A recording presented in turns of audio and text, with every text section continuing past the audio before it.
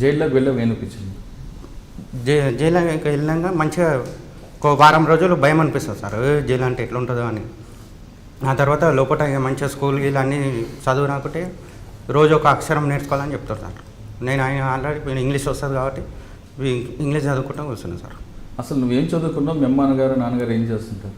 మా daddy mechanic sir, mummy house wife sir. ఏం చదువుకున్నాను?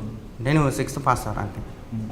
మరి 6th పాస్ 7th వెళ్ళకుండా నువ్వు మరి దొంగతనాల కింద పిల్లలు అసలు అప్పుడు చిన్న ఉన్నప్పుడు 97 వెళ్ళి నేను డ్రింక్ చేస్తున్నా సార్. అప్పుడు అంటే పేకాట క్లబ్లలో పోయి అప్పుడు చిన్న ఉన్న ఏజ్లోనే 97లోనే 10-12 సంవత్సరాలు ఉన్నప్పుడే రోజు క్లబ్కి పోతుండే, పత్తాలు ఆడుతుండే ఉంటుండే. మా సెక్షన్ ఉండే సార్. స్కూల్కి వెళ్ళకుండా పత్తాల వైపు ఎవరు పత్తాలు ఆడుతుండే సార్.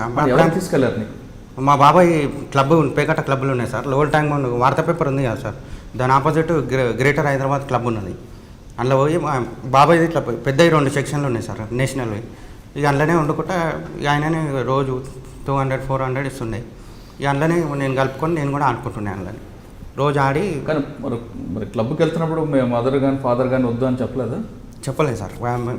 వెళ్ళొద్దని అని చెప్పారు కానీ మంచిగా పని చేసుకో అని చెప్పారు కానీ సార్, నేను మమ్మీ డాడీ మాట వినలేదు సార్. ఇక మా బాబాయ్ అదే ఫీల్డ్ కాబట్టి నేను కూడా ఇక అందులోనే పని చేసుకుంటా పతలా ఆడుతుంది సార్.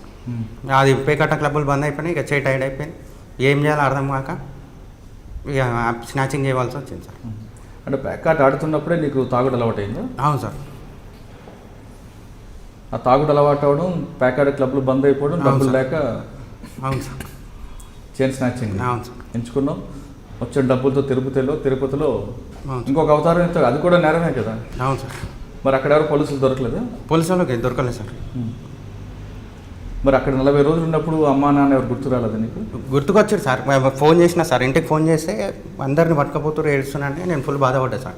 కానీ 40 రోజులు ఉన్నావు కదా? అవును సార్. ఎవరికి ఒక్క ఫోన్ కూడా ఎవరికి చేయలేదు సార్. అప్పుడు డాడీకి ఫోన్ చేసి అప్పటిదప్పుడు టాస్క్ ఫోర్స్ వాళ్ళకి అందరూ ఆడుకొచ్చేసారు సార్. నేను అప్పటికే లొంగిపోయినా. అప్పుడే టాస్క్ ఫోర్స్ వాళ్ళకి దొరికితే నన్ను కొడుతుండే సార్, బాగా కొడుతుండే, ఫుల్ పనిష్మెంట్ ఉంటుండే. మా ఫ్యామిలీని ఎంక్వైరీ అందరినీ చేశారు సార్. ఇక్కడ ఎసొంటి మంచి అంటే అందరూ మంచోళ్ళే మంచిగానే ఉంటారు అని చెప్తే అట్లా కూడా పోలీసు వాళ్ళతో దెబ్బలు తినకుండా తప్పింది సార్. నువ్వు చెప్పు, అసలు ఏ నేరం చేసి జైలుకి వెళ్ళావు? దోస్తు ఫ్రెండ్స్ కూడా గణేష్ పండుగ వెళ్ళి సార్, నిమజ్జనం అంటే నిమజ్జనం గణేష్ నిమజ్జనంకి ప్యాన్ కొడుతుండే మేము. ఇట్లా ఫ్రెండ్స్ ఏమోడి. మీ అమ్మగారు మీ నాన్నగారు వాళ్ళందరూ ఏం చేస్తుంటారు? మా మమ్మీ శారీస్ బిజినెస్ చేస్తుంది, మా డాడీ డెకరేషన్ చేస్తాడు ఫంక్షన్ హాల్. ఏం చదువుకున్నావు? నేను 9th ఫెయిల్. తర్వాత 5 నుంచి 6 చదవకుండా మరి ఎందుకు ఇవన్నీ తిరిగావు? 9th ఫెయిల్ అయినా సార్. 9th వరకు చదువుకున్నావు, మరి 10th ఎందుకు వెళ్ళలేదు? స్కూల్లో అప్పుడు ఫ్రెండ్స్ ఏమోడి. 9th ఫెయిల్ అవ్వు, 9th మరొకసారి చదవాలి కదా? చదువుకోలేదు సార్, ఇంట్రెస్ట్ లేకుండా. ఇక ఫెయిల్ అయిపోయి 9th ఫెయిల్ అయిపోగానే ఇంట్రెస్ట్ లేకుండా చదువుకో. ఏం చేసేవాడివి? ఆటో నడిపిస్తుండి, ఇంట్లో ఎంబడేసి బట్టల బిజినెస్ అవుతుండి. మరి ఆటో నడుపుకుంటూ ఉన్న నువ్వు మరి జైలుకి ఎందుకు వెళ్ళావు? అట్లనే అంటే బ్యాండ్ కొడితే పైసలు ఇస్తుండే సార్, 500 ఇస్తారు బ్యాండ్ కొడితే. ఫ్రెండ్స్ సర్కిల్లో ఇట్లనే బ్యాండ్ కొడదామని పిలిచిరు, పోయినాం నిమజ్జనం టైంలో గణేష్ గారి. సరే అని చెప్పి బ్యాండ్కి ఇట్లా కొట్టినాము. ఇట్లా ఇనాం పైసలు వస్తాయి సార్ ఎగ్రేషిటీ, ఆ పైసలు అందరం మంచుకున్నాం. రూమ్ కాడికి వచ్చినాం, బ్యాండ్ దుకాణం కాడికి మాట్లాడినాం, డ్రింక్ ఇట్లా వేసినాం అందరం. ఒక ఆయన ఎక్స్పర్ట్ అయినానేమో సుభాష్ అని ఉండే, అయినా అని మా ఫ్రెండ్ ఏం చేసిండు, మాట్లాడా కొట్టుకురు ఇద్దరు. మేము ఇంట్లోకి వెళ్ళిపోయినాం, వచ్చినాం.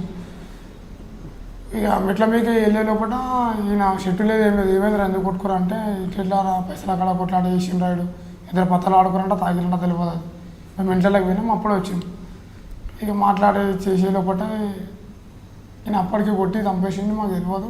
మా ఆయన ఎంబడి ఇక నా చూసిన 5 మంది ఉంటారు కదా బ్యాండ్ వాళ్ళు, వీళ్ళిపోండి ఎంబడి అని చెప్పి మమ్మల్ని వీళ్ళ ధైర్యం చూసుకొని చంపేసిండు ఆయన అని చెప్పి. అంటే మర్డర్ కేసులో మర్డర్ చేస్తున్నాం నువ్వు లేవు? లేదు సార్, పక్కా కన్ఫర్మ్. ఇద్దరం లేము సార్, A3 లేడు, A2 లేడు, A1 ఒకనే. మరి A2 A3 ఎందుకు వచ్చారు అందరూ? ఇప్పుడు ఆయన నెంబర్ తిరుగుతాం కదా సార్, నెంబర్ తిరుగుతాం. అదే రోజు మేము ఆర్డర్కి పోయి బ్యాండ్ కొట్టేసి వచ్చినాం. మరి పోలీసులు చెప్పలేదా? నేను చేయలేదు చెప్పినాం సార్. మేము చెప్తే నమ్మలేరు, మీరు ఉండి మీరు ఆపలేక మీరు అని చెప్పి, ఒక ప్రాణం పోతుంటే మీరు ఇద్దరు నిలబడ్డారేమరా అని చెప్పి అట్లా మమ్మల్ని ఎంబడి బుక్ చేసి. కానీ రికార్డులో నువ్వు ఆయన పొడుస్తుంటే పట్టుకున్నావు అని కూడా చూపిస్తుంది కదా? అదేం లేదు సార్, అక్కడ చేసేటప్పుడు ఆ సీసీ కెమెరా లేదు ఏం లేదు, రూమ్లో చంపేసిండు ఆయన. చంపేశావా? మేము కాదు సార్, మా ఫ్రెండ్ చంపేసిండు. ఆయన ఎంబడి ఉన్నందుకు మమ్మల్ని కేసులో బుక్ చేసి. కేసులో ఒక అన్యాయంగా బుక్ అయిన తర్వాత జైలుకి వెళ్ళినప్పుడు ఏమనిపించింది? చెయ్యని దానికి జైలుకి వచ్చి కలిపి ఇంట్లో బాధ పెట్టి మళ్ళీ మాకు జైలు కూడా తినుడు డ్యూటీలోకి ఇవ్వకుండా అయిపోయింది. ఇట్లా బాధపడ్డాం సార్. జైల్లోకి వచ్చి ఏం నేర్చుకున్నావు? జైల్లోకి వచ్చి మళ్ళీ ఇంకోసారి సొప్పతనే తిరగొద్దు, చెడు దోసాలు తిరగొద్దు, మళ్ళీ ఇట్లనే తాగుట్లా పోయినామనుకో మళ్ళీ చెయ్యలేరా మళ్ళీ మనం వచ్చి పడుతుంది, మళ్ళీ జైలు పాలు అవుతామని చెప్పి సొప్ప మరి తిరగకుండా. 9వ క్లాస్ కంప్లీట్ చేసావు అక్కడ? నేను ఫెయిల్ అయిపోయినా సార్. అవును, మరి అక్కడ జైల్లో చదువుకోలేదు? చదువుకోలేదు. అంటే జైల్లో క్లాసులు ఉంటాయి సార్. ఇప్పుడు నువ్వు ఎంత చదువుకున్నావు అంటే 9th క్లాస్ అంటే ఆ క్లాస్లో కూర్చోవాలి, చదువుకోవాలి. సార్ వాళ్ళు ఇట్లా వస్తున్నాయి, నీకు ఎంత వస్తుంది చదవడానికి రాయనీకంటే అవి రాదు. మీ ఇద్దరు జైల్లో పరిచయం, బంకులో పరిచయం? నేను బంకులో పడుతుంది, బంకులో పడుతుంది. Petrol bunk. మీ ఇద్దరు బంకులో కలిసి పనిచేస్తున్నారు. ఇద్దరు చేసే నేరాల గురించి మాట్లాడుకున్నారు ఎప్పుడైనా? లేదు సార్. లేదు సార్, మాట్లాడుకోలేదు సార్. మళ్ళీ పోలీస్ డ్యూటీ స్టేషన్లో పోవద్దు. డ్యూటీ అయిపోయిందంటే కదా అరే మళ్ళీ పొద్దున్న డ్యూటీకి వస్తావా లేదా అంతే. కానీ గత నేరాల గురించి మాట్లాడుకుంటారు. ఏం మాట్లాడుకుంటారు బయటకు వచ్చాక? అంటే మరి ఇంకోసారి నేరాల వైపు వెళ్ళకూడదు మాట్లాడుకుంటారా, లేదా ఇంకోసారి ఈ విధంగా చేస్తే దొరకకుండా ఉండాలంటే ఏం చేయాలి మాట్లాడుకుంటారు? లేదు సార్. ఇంకోసారి మళ్ళీ జైలుకి పోవద్దు, మంచిగా పని 15,000 ఇస్తారు. జాబ్ ఇన్వెస్ట్ చేసుకుంటే 2 times లంచ్ కూడా ఆనే పెడతారు సార్. మంచిగా ఉంది. 2 times లంచ్ కూడా ఆనే ఉంటుంది సార్. అన్నీ సన్న బియ్యమే. సార్లు కూడా మంచిగానే చూసుకుంటారు సార్. ఎంత వస్తుంది ఇద్దరికి? నాకు 15 వస్తుంది. 15 సార్. అని సీనియర్ జూనియర్ అని ఏం లేదు సార్, డైరెక్ట్ ఎక్కడే 15,000 ఎవరికైనా కానీ. ఏం చేస్తారా డబ్బులు? ఇంట్లో ఇచ్చేస్తాం. ఇంట్లో 12,000 ఇస్తాం సార్. 3,000 వాడుకుంటాం, బట్టలు గిన కొనుక్కుంటాం సార్. ఇప్పుడు మీరు కొంతకాలం నేరాలు చేశారు, ఇంట్లో వాళ్ళందరూ మీకు దూరం పెట్టారు, ఇప్పుడు మారారు, డబ్బులు ఇంట్లో ఇస్తున్నారు. అప్పుడు మీ అమ్మ మీ నాన్న ఎలా ఫీల్ అవుతారు? ఖుషిగా ఉంటారు సార్. ఇంటికాడ కూడా ఆనందపడుతుంది సార్. అప్పుడు అంటే ఏదో చెప్పకుండా దోస్తులు ఎంబడి తిరిగినో అయిపోయింది. ఇప్పుడు మంచిగా డ్యూటీ చేసుకుని మంచిగా ఉంది కదా లైఫ్ అనేది. మంచిగా జీతం వస్తుంది, 4 రూపాయలు వస్తుంది, నలుగురు చూసినా కానీ మీకు ఖుషి అవుతారు. ఇప్పుడు మటర్ కేసు కాదు, ఏం లేదు, మంచిగా ఉన్నాడు పోరుడు అని చెప్పారు. నీకు? నాకు అయితే మంచిగానే ఉంది సార్. హైటెక్ సిటీలో డిగ్రీలు చదువుకున్న వాళ్ళకి కూడా వాళ్ళకి 10th ఇస్తారు సార్ శాలరీ. మాకైతే 2nd ఇచ్చేస్తారు డైరెక్ట్. హైటెక్ సిటీ బంజారాల్స్ పోతారు, వాళ్ళకి 10th ఇస్తారో 15th ఇస్తారో తెలియదు.